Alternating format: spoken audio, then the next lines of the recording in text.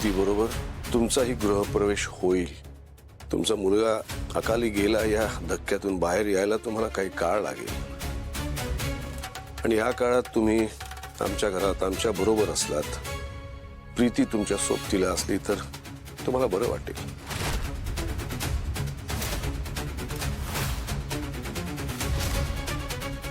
हळूहळू तुम्ही या धक्क्यातून बाहेर या। पुढे काय करायचं ते तेव्हा ठरवा।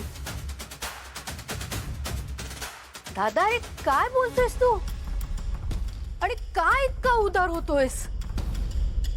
नाही मला मान्य आहे आपल्या मुलाकडनं खूप मोठी चूक झाली आहे म्हणून त्यांचं अख्खं कुटुंब आपण दत्तक घ्यायचंय का?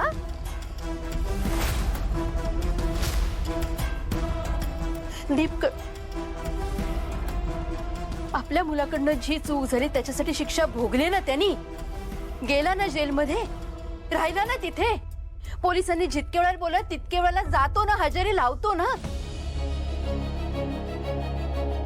सगळं आपण नियमाप्रमाणे करतोय, मग इतकं झुकतं मग का देतोयस तू त्यांना? सुलू दरवेळी 2 अधिक 2 4 असं नसतं ग। काही वेळा तुझ्या या गणितापेक्षा माणुसकी जास्त महत्वाची असते आणि शेवटी यांनी केलेल्या चुकीचं प्रायश्चित्त म्हणून मलाच हे करणं भाग आहे ना, नाहीतर यांच्यावर अन्याय केल्यासारखं होईल आणि कोणावर अन्याय झालेला मलाच काय तुला तरी पटेल का? प्रीती बाळा आता तरी तुझी काही हरकत नाहीये ना? हो बाबा, माझी काहीच हरकत नाही। या आत। थांब दादा,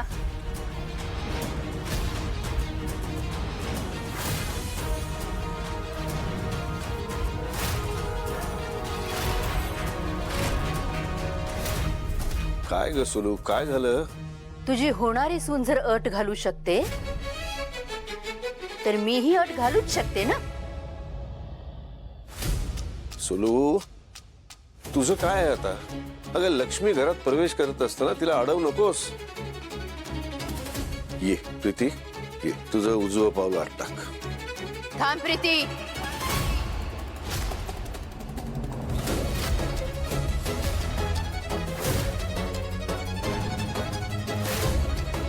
आणि दादा अट मी प्रीतीला नाही तुला घालतीये।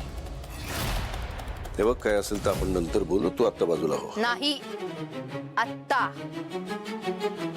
हे सगळं या गृहप्रवेशाच्या वेळीच होणं गरजेचं आहे। काय अट आहे? आत्ता या घरामध्ये एक नाही तर 2 गृहप्रवेश होतील। त्याला या घरात यायचं असेल तर काही अटी पाळाव्या लागतील। मला तो या घरात दारू पिऊन आलेला चालणार नाही।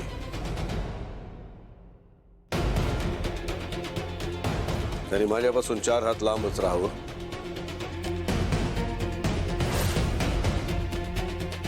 त्याचा आवाज मला ऐकू येणार नाही याची काळजी त्याने घ्यावी।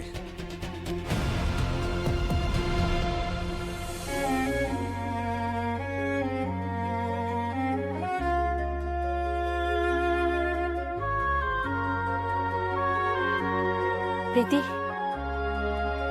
ये मा पोलंडवनाथ।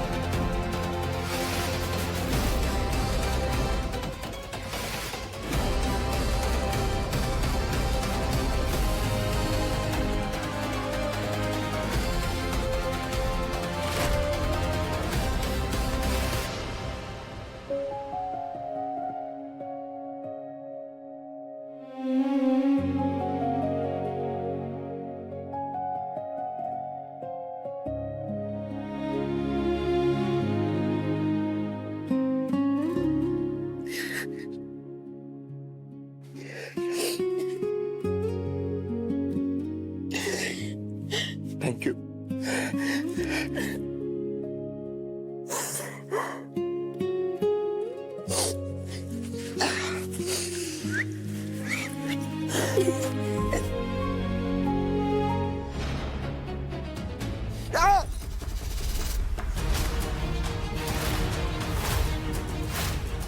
दीप, थांब थांब थांब. काचा येऊ नको. अरे हाताला लागलंय तुझ्या. आता काचा नको उचलू त्या बाबा. आशा, पर्यंत तो फर्स्ट एड बॉक्स आणून घे.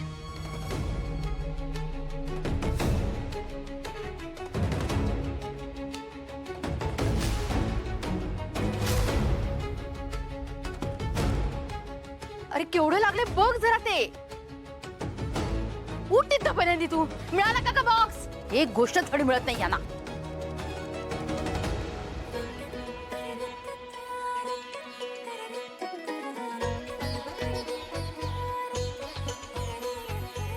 नात्यांची ओढ तिला ती दरवळणारी चाफेकळी अंगणभर चांदण मोती. प्रेमाला व्याकुळ दीप काळीच त्याच मुखमाली एकटाच सुरतो